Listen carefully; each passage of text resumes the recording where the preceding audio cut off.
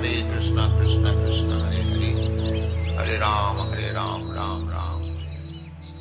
12e chapitre, la mise à mort du monstre Aghasura. Un jour, le Seigneur désira se rendre dans la forêt avec ses amis les pâtres aux premières heures du matin. Là, ils prendraient ensemble leur déjeuner. Sitôt sorti du lit, il souffle dans une corne de buffle pour que se rassemblent ses amis. Les veaux devant, tous partent pour la forêt. Ils étaient des milliers accompagnant Shri Krishna. Chacun apportait un bâton, une flûte, un cor et un sac avec son déjeuner. Et chacun avait à sa charge des milliers de veaux qu'il surveillait avec attention. Sur tous, on pouvait lire joie et bonheur. Les petits pâtres, en différents points de la forêt, se mirent par jeu à cueillir des fleurs, à ramasser des feuilles, des brindilles, des plumes de paon et de l'argile roule, que chacun, bien que couvert de parures d'or, utilisait pour des déguisements à sa manière. Comme ils traversaient la forêt, l'un dérobe à un autre sac et déjeuner qu'il passe à un compagnon.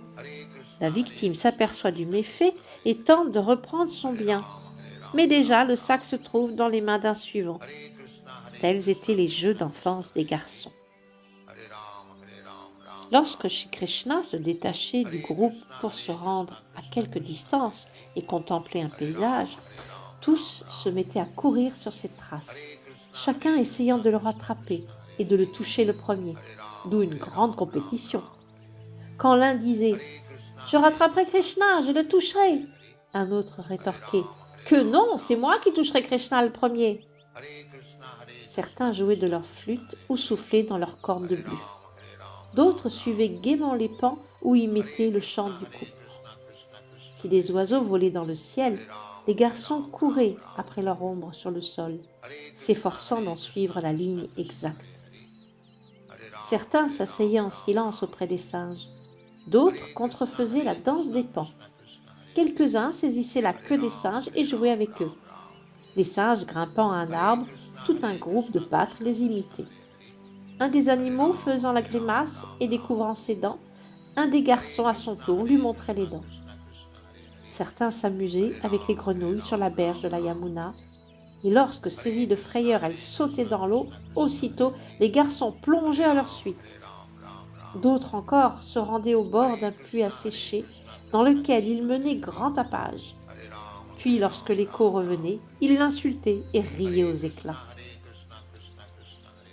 Comme l'enseigne lui-même le Seigneur dans la Bhagavad Gita, les spiritualistes le réalisent selon leur degré d'élévation en tant que Brahman, Paramatma ou Dieu la personne suprême. Ici, comme pour affirmer l'enseignement de la Bhagavad Gita, Shri Krishna, qui accorde à l'impersonnaliste la réalisation du Brahman ou de la radiance émanant de son corps, se montre d'autre part être, en tant que personne suprême, source de plaisir pour ses dévots. Les êtres que couvre l'influence de son énergie externe, ou Maya, le tiennent pour un bel enfant et rien d'autre.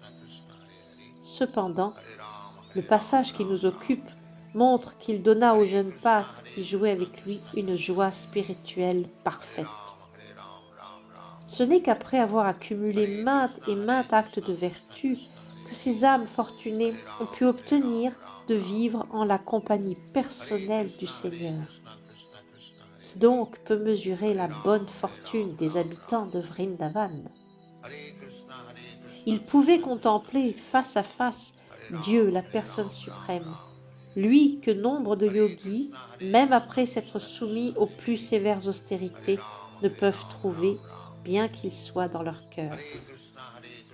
Ce que corrobore la Brahma Samhita.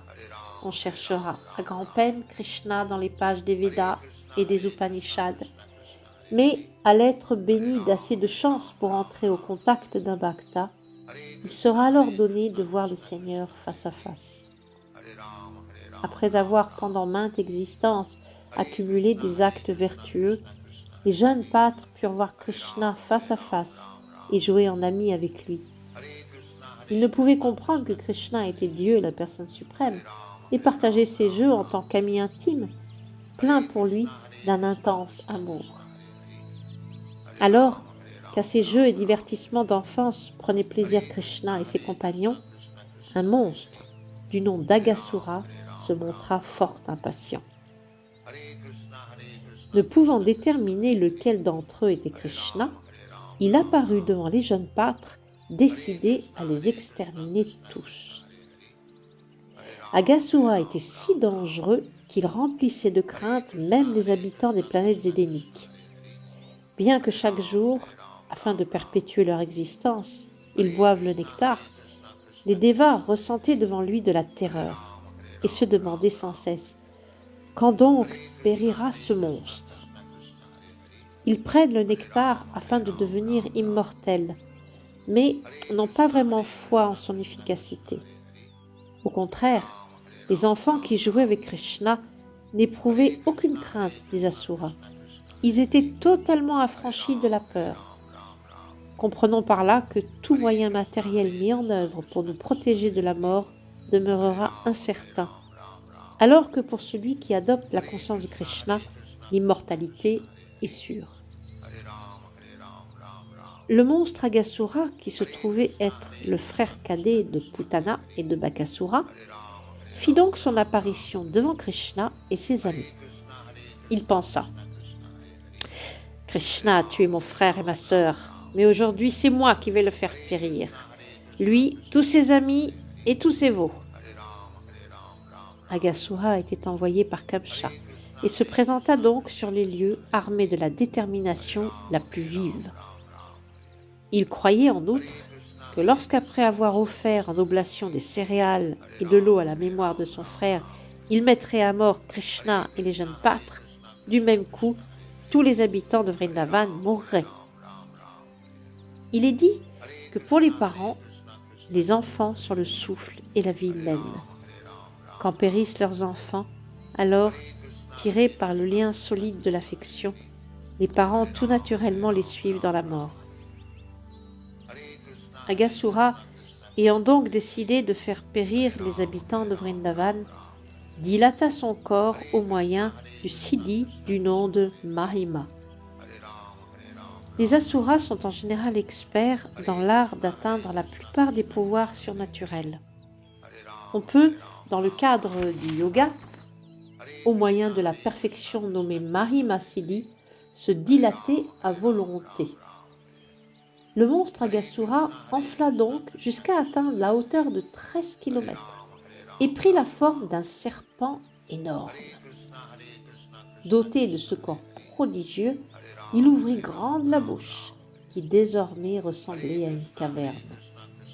Et dans l'intention d'avaler d'un coup tous les pâtres, y compris Krishna et Balaram, il s'allongea sur le chemin. L'asura, en ce corps de serpent gras et gigantesque, avait ouvert grand la gueule, étiré ses mâchoires de la terre jusqu'au ciel. Sa lèvre inférieure touchait le sol et sa lèvre supérieure les nuages. Sa gueule grande ouverte formait comme une immense caverne, si grande qu'on n'en voyait pas la fin, et ses crocs ressemblaient à des pics rocheux. Sa langue paraissait une large route, et sa respiration un ouragan. Ses yeux étaient de feu ardent.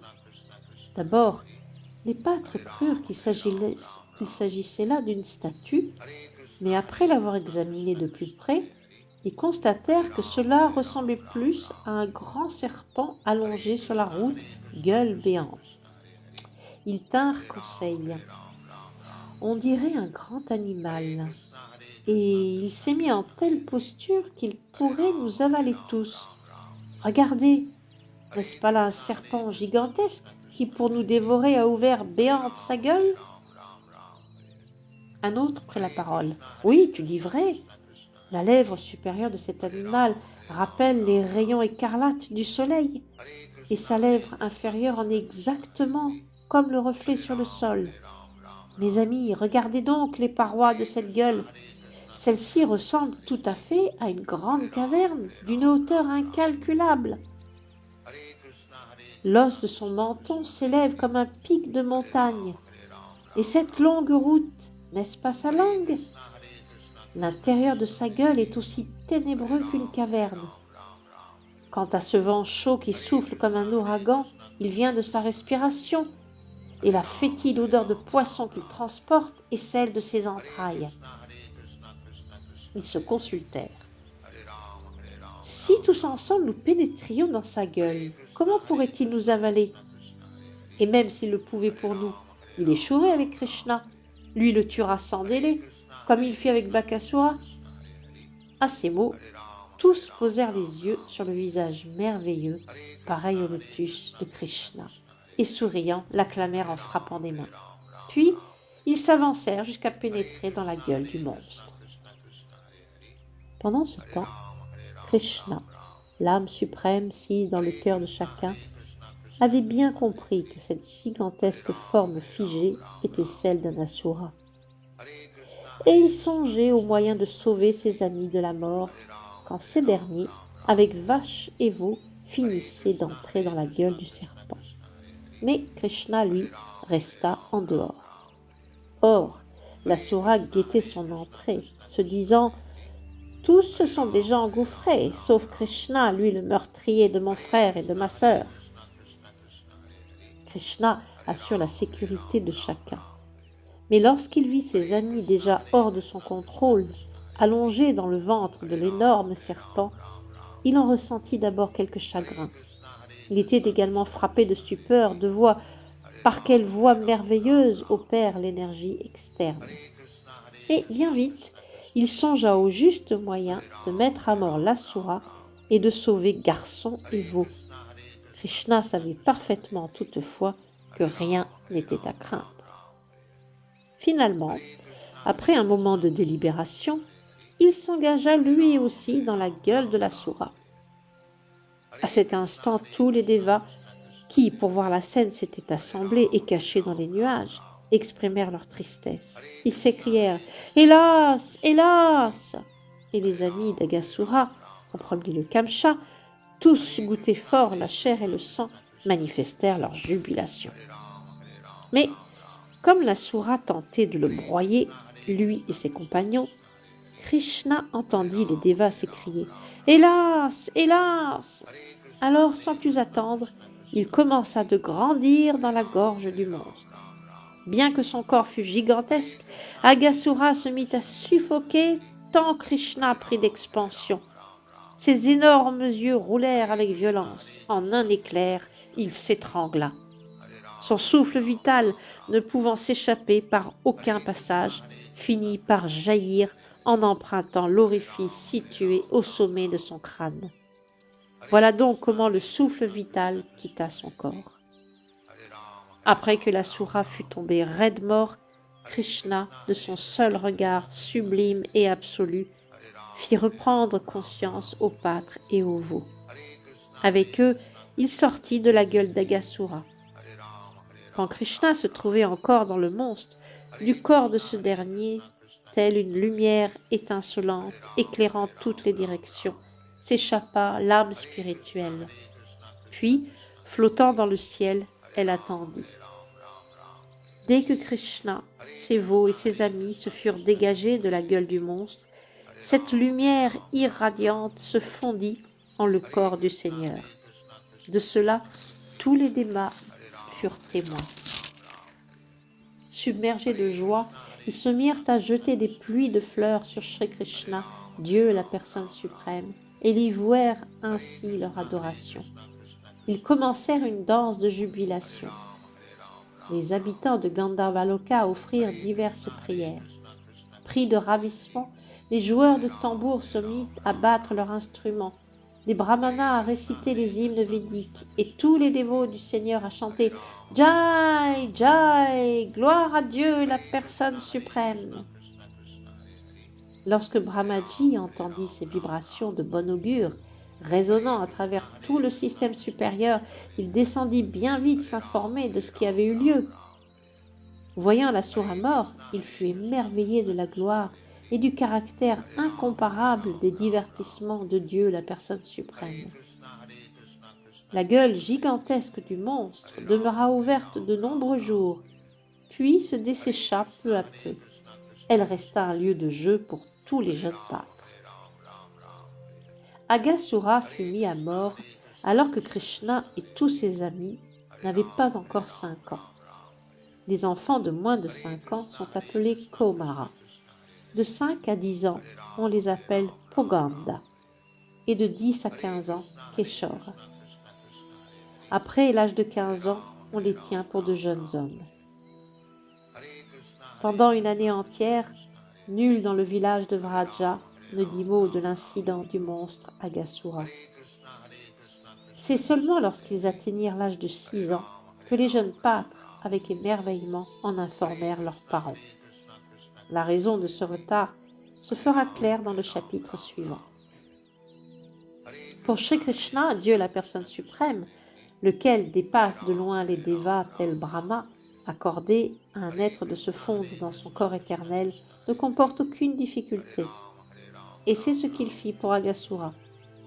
Aghasura était certes le plus odieux, le plus souillé des êtres, et celui qui s'est rendu coupable d'actions pécheresses ne peut jamais se fondre dans l'existence de la vérité absolue.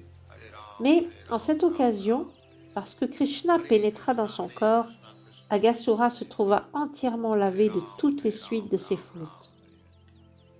Ceux qui constamment absorbent leurs pensées en la forme éternelle du Seigneur, en tant que la Murti dans le temple ou encore dans le mental, se voient accorder d'atteindre leur but sublime, pénétrer dans le royaume de Dieu, la personne suprême, pour jouir de sa compagnie.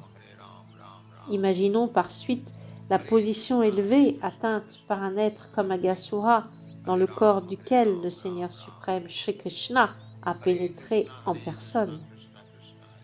Les grands sages, les yogis pratiquant la méditation ainsi que les bhaktas gardent constamment la forme du Seigneur dans leur cœur, ou encore contemplent la forme de la Murti du Seigneur dans le temple.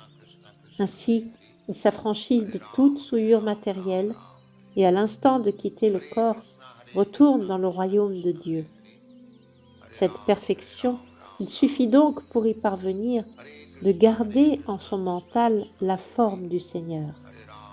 Or, dans le cas d'Aghasura, le Seigneur suprême en personne pénétra dans son corps. Son rang est donc plus haut encore que celui du simple bhakta ou du plus grand des yogis. Maharaj Parikshit, absorbé dans l'écoute des divertissements absolus de Shri Krishna, lequel lui avait sauvé la vie alors qu'il se trouvait dans le sein de sa mère, se sentait de plus en plus captivé. Aussi questionna-t-il le sage Shukadev Goswami, narrateur, pour lui, du Srimad Bhagavatam. Ce qui l'étonnait, c'était de savoir que pendant une année entière, jusqu'à ce que les jeunes pâtres aient atteint l'âge de Poganda, la mise à mort d'Aghasura n'avait jamais été évoquée. Il était fort curieux d'en connaître la raison, persuadé qu'une telle chose relevait de l'œuvre des diverses énergies de Krishna. Dans l'ensemble, les kshatriyas ou les membres du groupe social chargés de l'administration, toujours empêtrés dans leurs affaires politiques, ont fort peu l'occasion d'entendre les divertissements sublimes de Shri Krishna. Maharaj Parikshit, lui, sut reconnaître la grande fortune qu'il avait de pouvoir entendre ces divertissements, narrés de plus par Shukadev Goswami, maître incontestablement le plus haut sur la matière du Srimad Bhagavatam. Ainsi, à la demande de Maharaj Parikshit, Shukadev Goswami continua de parler des divertissements sublimes de Shri Krishna, de sa forme, ses attributs, sa renommée et son entourage. Ainsi s'achèvent les enseignements de Bhaktivedanta pour le 12e chapitre du livre de Krishna, intitulé « La mise à mort du monstre Aghasura ». Hare Krishna, Krishna Krishna, Hare Hare, Hare Ram, Ram Ram, Hare Hare. Hare Krishna, Krishna Krishna, Hare Hare, Hare Ram, Ram Ram, Hare Hare. Hare Krishna, Krishna Krishna, Hare Hare, Hare Ram, Ram Ram, Hare